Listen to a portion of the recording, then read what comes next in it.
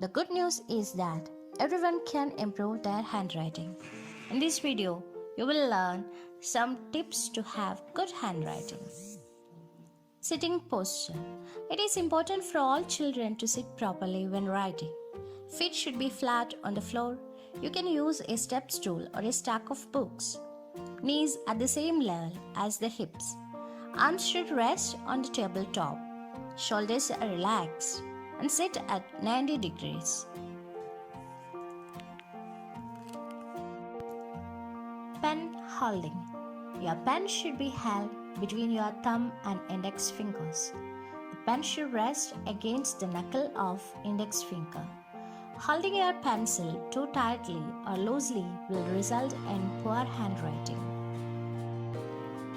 Paper position. Left corner is facing the body. Move your paper over to your right shoulder. Use your left hand to hold your paper. Write in the air. Air writing helps to strengthen the arm and shoulder muscles in preparation for handwriting.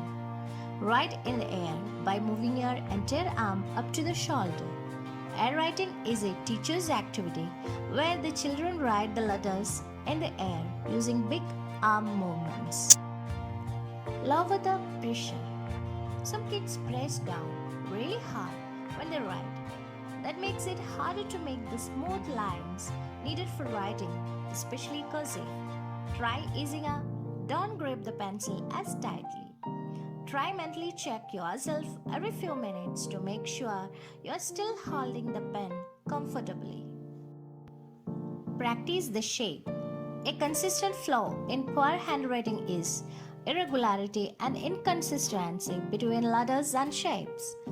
All the letters are made up of straight lines and circles or semicircles. Fill an entire sheet of paper with these. Thank you all for watching my videos.